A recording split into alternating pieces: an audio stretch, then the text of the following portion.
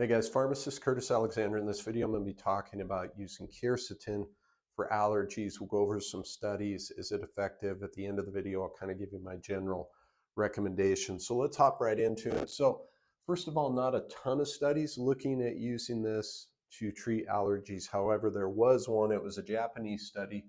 They gave these people 100 milligrams of quercetin twice a day. They did that for 4 weeks. Interesting enough, when they first measured it, they used a particular scale. These people gave a measure, a subjective measure of how they felt, and in that first scale, they said their fatigue and their sleep quality had improved by supplementing with quercetin. These people who had seasonal allergies. And there was an issue with the study. They felt like the measurement wasn't accurate, so they used a second style of measurement. And in the second style, they did note that these people had improved allergy symptoms. There was less sneezing, less rhinorrhea. Rhinorrhea is kind of that clear nasal discharge. And the activities of daily living, just basically they were feeling better each day, doing their normal things. So that was a very positive study. However, we don't have a lot to go on beyond that. We do believe that quercetin does have anti-inflammatory properties.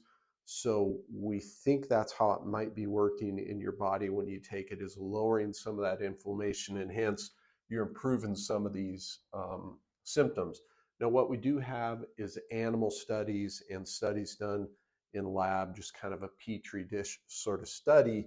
And they have shown when they do this that in those environments, it appears to block histamine as well. As you know, histamine is a major component in allergic reactions. So that's very positive. But again, the big knock against it, the big negative is we don't have a lot of those human studies, which we like to see. But again, when we're talking about natural supplements, natural, sort of therapies, it's not an ideal world. We're lacking in human studies a lot of times. So I think another question that comes up, well, what if people just aren't getting enough quercetin in their diet? Based off what we've seen in the few available studies, you'd have to hit a pretty high level of quercetin in your diet to make these improvements. For example, most people consume anywhere from 20 to 100 milligrams per day of quercetin in their diet. So if you're really dialed in, you're going to get about half of what they were using in this study above, because they were doing 200 milligrams a day. So it's probably going to be a little difficult to get it all in from foods. So it may make sense to add a little bit supplement-wise if your diet's on point. So it may make sense to do it at that time. So bottom line for me is it worth supplementing? Is it worth thinking about supplementing? Yeah, I think it is. I think there's enough evidence to point to it possibly being helpful.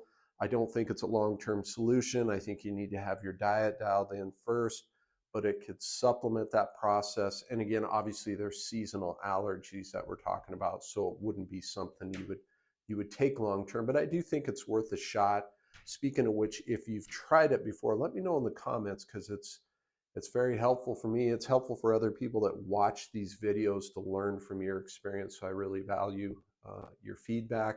Speaking of value, I hope this video was valuable, you guys, and I will see you in the next one. Thank you.